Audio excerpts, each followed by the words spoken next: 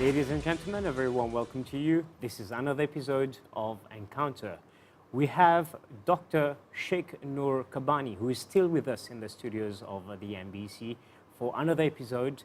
And in the previous one, we mentioned that Dr. Syed Noor is of the descent of Maulana Jalaluddin Rumi from your mother's side, from Cyprus. Correct. Correct. How does that feel? I feel the energy. I mean, I don't see the blood but I feel the energy that is flowing through me, through him. I feel that love and mercy in my heart strong, and it's an honor for me. Has it always been, have you always felt it this way, or has it come over time? Since I'm a child, I felt it that way. I always felt immense love and respect, and that brings along shyness. When you have respect, then you have the shyness that everybody is better, because when you're respecting somebody, you respect somebody that's higher than you. So I always had that since the beginning, that I always respected others. Can I say that the stronger you glow, the stronger the light you project on others, and you see even better things and good things in others also? Correct, correct. Because you start focusing on the good things in others. With that light that is growing and shining, you see the good things in people. You stop seeing the bad things in people. For someone to start digging into the spiritual world, well, before we start talking about that, in the previous episode we said that you're the direct descendant of Maulana Jalaluddin Rumi, and you're spreading the message of the Sufi culture. If I want to get into the spiritual aspect of the Sufi culture, what would be the first thing you would tell me to start doing or to stop doing? If you want to join the spiritual culture, the first... I would probably need a teacher to guide me how. Right. Yeah. The first thing, I will tell you the name of my teacher. All right. And then I'll leave it up to you whether you want it or not. But then I will give you something that you can do on your own. And that's what we call zikrullah. This is the chanting we do. And I think other people, they call it mantra. Mantra, yeah.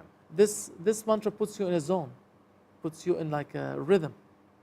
So we usually give Allah, Allah, Allah, Allah 100 times a day, 1,000 times a day. But you have to be in a closed area so you're not distracted, and put a white sheet over yourself. You put a sheet. So you are inside that sheet. There's nothing distracting your mind. Right, also. nothing at all. And Okay. you close we tell people to close their eyes and only concentrate on the breath. Allah, Allah. So you're taking one breath in and getting it out. Can I try it? So let's say I have A sheet on me. Right. I'll close my eyes, and every time, You say, Allah. so I inhale, You inhale. I say Allah, Allah. and or I you exhale. can say who.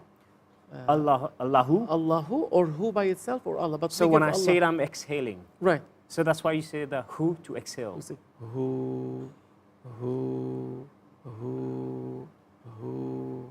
So I can see that you're inhaling just before saying everything, and you keep your focus on the breath. On the breath. Because when you keep your focus on the breath, you keep your ears on the sound coming out. And you focus also on your breath also. Right. So nothing, there's less things that will distract you. Right. And who means unknown.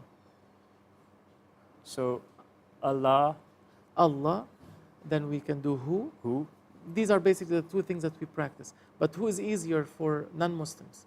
of course. Because it's like who. It's just a very calm noise. Yeah, it has, even you saying it, I feel that it has a calming effect on Right. the person. Right. So that means the unknown, unseen. So we are on live TV, or we are on TV, but sometimes I experience when I'm saying who, I see myself flying between stars. I see myself going. So you're into floating. universes. You're floating. You feel lighter. Right. That's what you need to practice on, to float. So probably that's why there's a lot of meditation and prayers. This is what will help those people who go to see doctors and the results show nothing. And you tell them, okay, you have to see a psychologist, and they say, no, you don't need sedatives. And so this is what probably people need to start doing. Right. if it's not prayers, to start meditating. Meditating. And Chanting. Chanting. Chanting and music and these focusing kind on the of, breath. on the breath. Oh wow, very interesting. Thank you it's for easy. sharing it. You're very welcome, and it's easy. You don't have to do any special thing. It looks very easy. Yes. You can do it in your office. You can do it at home. You can do it at school, in your car. Is there a specific time, or is it any time? The best time is at night, All right. because the whole world is sleeping. You're the only one awake. Before you sleep. After you sleep, you let everybody sleep. Yeah. If you want, if you're tired, you can take a few hours of sleep, and then you wake up around 3 or 4 in the morning. Yes. And then you start. Everybody is sleeping at 3 or 4 in the morning. Yes. Even the one that goes to parties, they sleep at 3, 4 in the morning. It's finished. There's Yes. nothing out there. That is the time to do that meditation, because you are with your beloved at that time. You know, at night people are with their beloveds. Yeah. Yeah. We can be frank. We're grown-ups. Yeah. But you choose your beloved. If your beloved is the Lord, is God, then at that time you are with your beloved, mentioning His name. You're going who. Beautiful. Very calming. Very calming. At that time of the night, 3, 4 in the morning, couple hours before sunrise. And this is probably how you start getting into the spiritual world. You start some practices. What else would you recommend me to do or not to do? We teach tajarrud. Tajarrud means detachment. Detachment. Detachment. We teach to detach from the pleasures of this world. If you want the pleasures of the other world, you have to leave room for them. So slowly we practice detachment, and that's what they call seclusion. So the detachment from the pleasures of the world is what will make you less greedy? Detachments from the pleasures of the world, starting with eating once a day. Eating once a day. Once a day. Did you eat once a day? I tried, but I failed. Yeah, no, but that's quite something. That you're dropping. It is believed that people should be able to live a normal life eating once a day. Yeah, we fast. Yeah. So when we fast, exactly, we don't eat the whole day. We eat once at night time. But nowadays we eat until morning because of the love of food. Yes. So one of the main things is to detach from other loves. If you want to be with your beloved, if you love somebody, you don't love many. You just concentrate on that one. You cannot have 2, 3, 4, 5, 6. It doesn't work that way. No. Your love is not focused and is not pure. So to love the Lord, to love God, you have to take away the other loves. And the first love is the love of the stomach, they say. Shahwatul batn, the desire of the belly.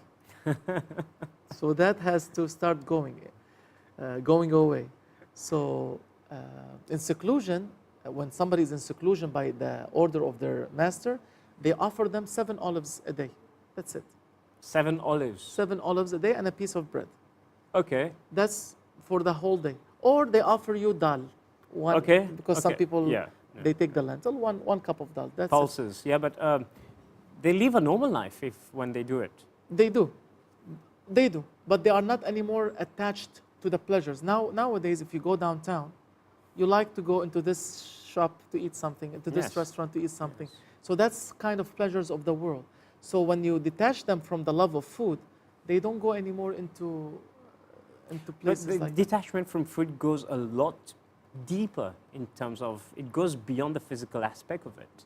Because then you're not playing with your taste buds, you stop playing with your mind, you stop looking for things, because then food becomes a less important part in your life, so that you can focus on other things because you have more time to do other things.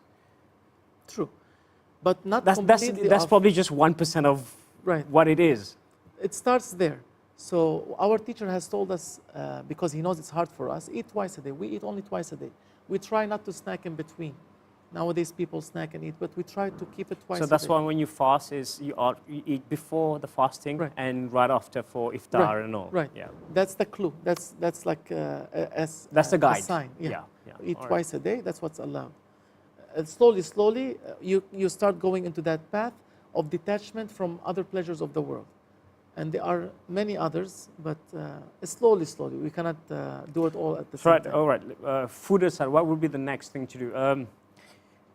There's a lot of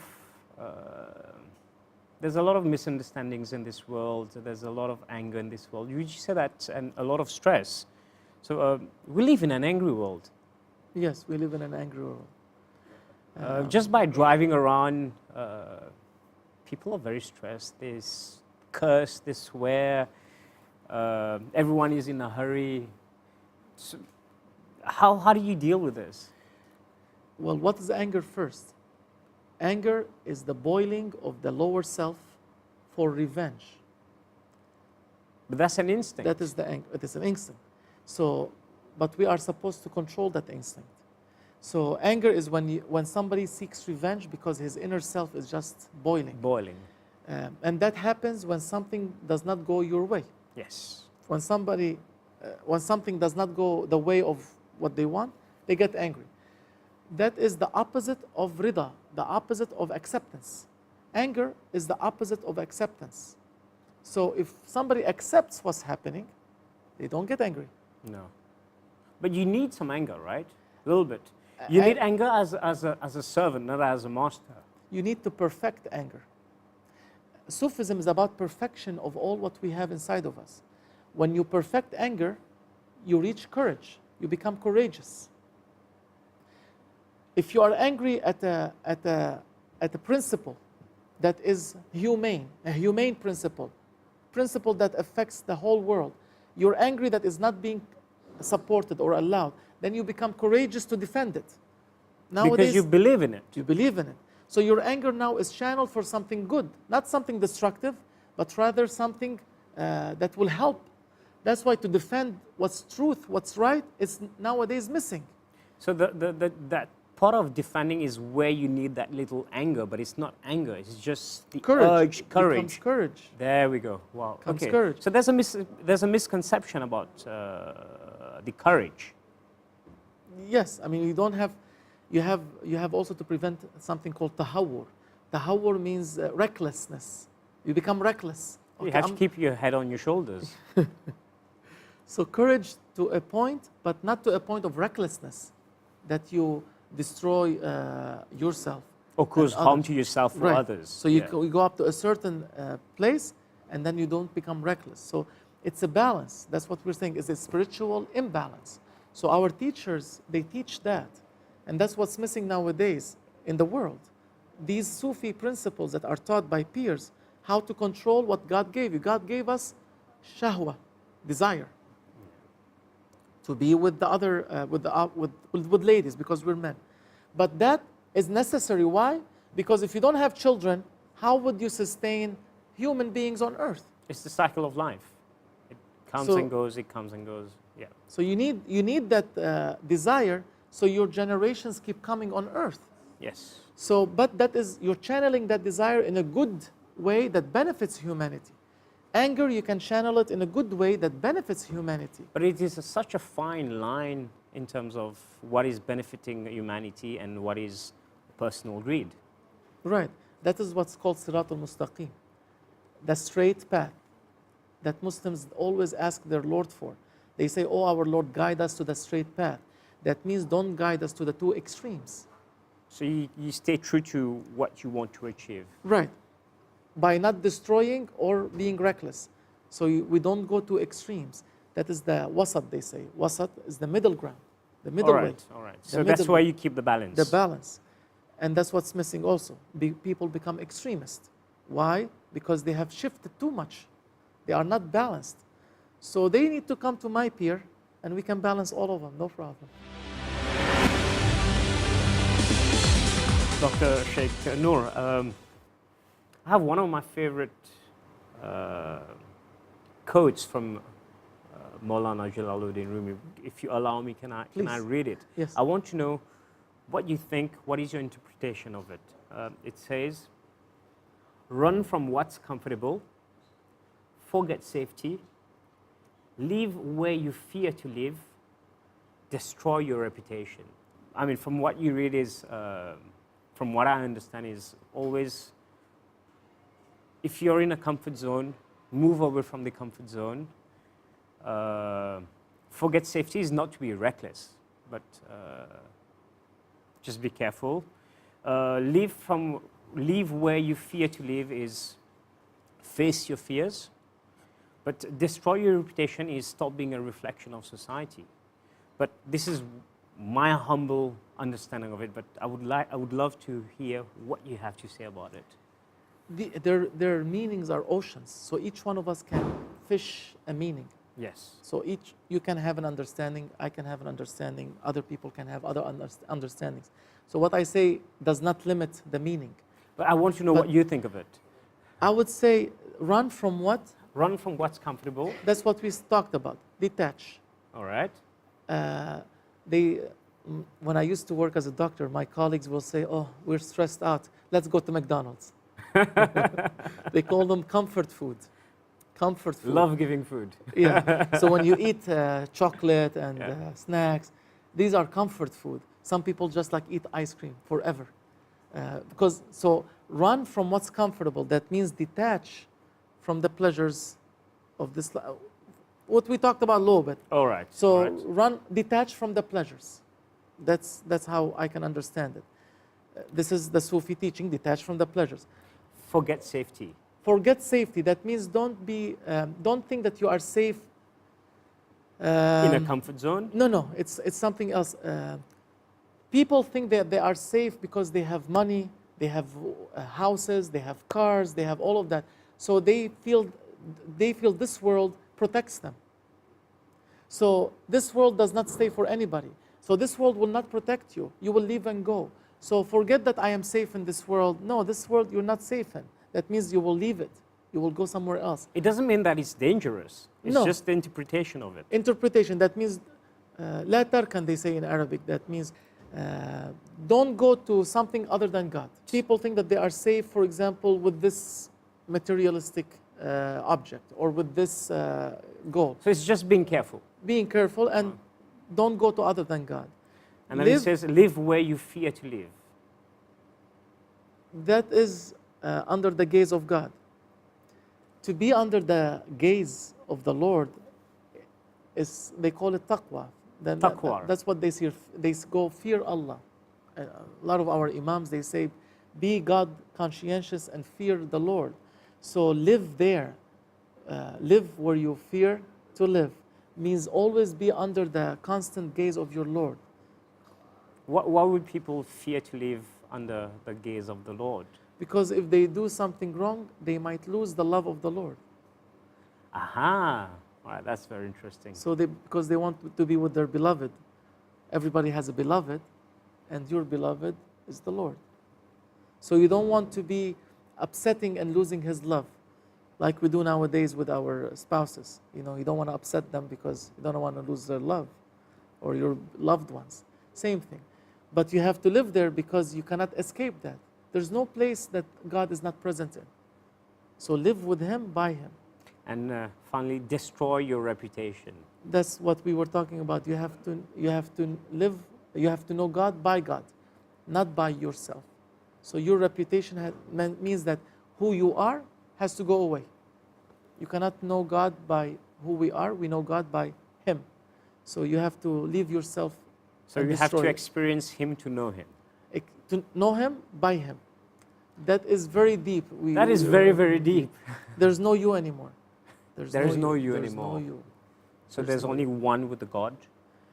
That's how we can understand. That's how we understand it, right. as we mere mortal humans. Right. All right. We say we be with God instead of saying one with God. That means we unite with God.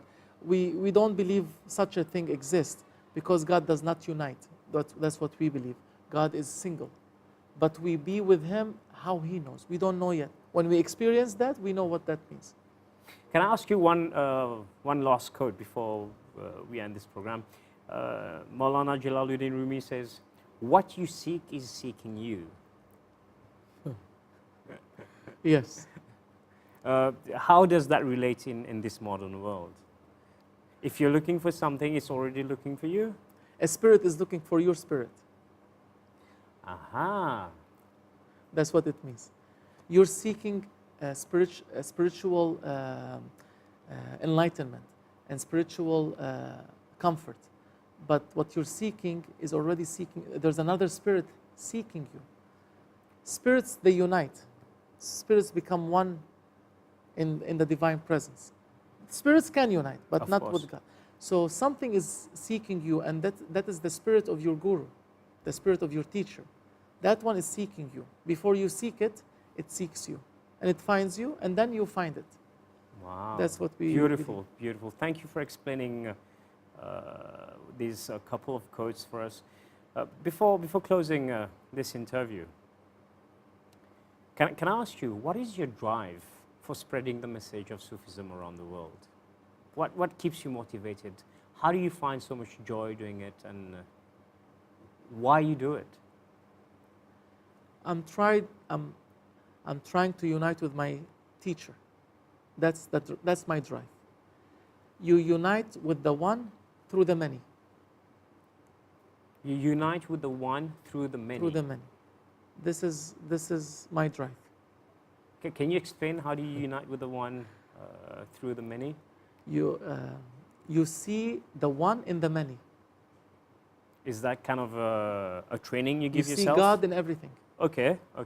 So that helps you become more spiritual. The only way to reach God is to reach everything first. You have to know all creation. With that, you can reach your Lord. So hopefully, if I want to be more spiritual, I should probably be more like you. More like my teacher. More like your teacher who's taught you to be like this. Yes.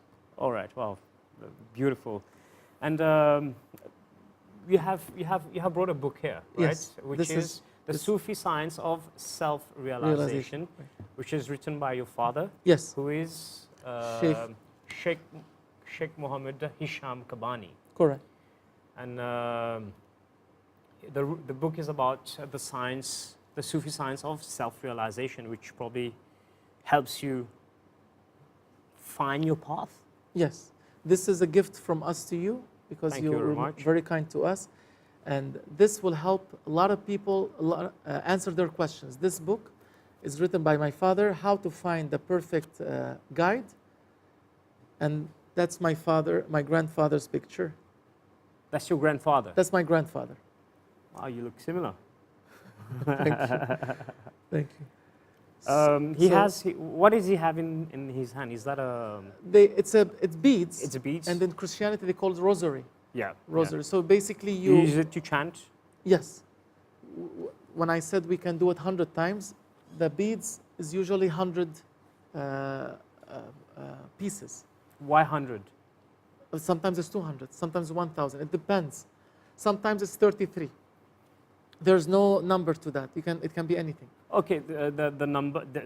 Does the number have a specific importance? Well, 100 is the number that is mostly done. For example, we say 100 astaghfirullah a day, 100 times. We ask forgiveness from our Lord. We say 100 times la ilaha illallah. We say 1,500 times Allah, Allah. So we do it 15 times. So 100 is the perfect number, because everything above 100 multiples of hundreds. So if I were to do the meditation Allahu, probably 100 times would be a good start. It will be a good start. It will be a very good start. It will be a very good start. Very good start. I'm sure many people can. And it doesn't take time to do 100. It's almost Allahu. 10 minutes. If you do yeah. it correctly and you focus on the breathing, 5 minutes, 10 minutes maximum. But does your breathing come longer with time also? So it takes more time then, because you get deeper you get more involved into the meditation. You start getting into a trance. You start seeing things. And you become more directed to the one. Yeah. You direct yourself to the one. We don't become the one, because we're not gods. We don't believe that in Islam. We believe that God is one, but there is a way to be with God, to be with the one. How? We don't know yet. He knows, but that is not something to be said. That is something to be tasted. And experienced. 100%.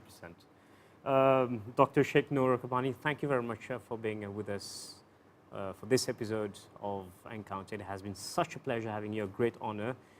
Thank you very much for the book. Before we close it, would you like to say anything before we wrap up this episode? Yes, I'm very grateful to you and your company to allow me to share some of the wisdoms of my teacher. And we do have a center in Mauritius. We do have a center on this island, this very beautiful island that I found so much love in it. and I hope I can come again. There's a website where people can Yes. have more information? Yes, our website is sufilive.com. Sufi Live. Sufi Live, like Sufi, and live like live TV, sufilive.com. And on that website, there are centers. If you click the centers, you will find our centers around the world. And our center in Mauritius is in that on that website. Please look at it and contact us in Mauritius. Well, thank you again very much, or shall I say, Malikum Salam. Wa alaikum assalam. Thank you. Ladies and gentlemen, we have now come to the end of this episode of Encounter. Thank you very much for being with us. If you have any questions, drop us an email. It's encounter@mbc.itnet.mu for any suggestions, queries, questions on the topic discussed or on the guests. And until next week for another episode, we'll say bye-bye for now.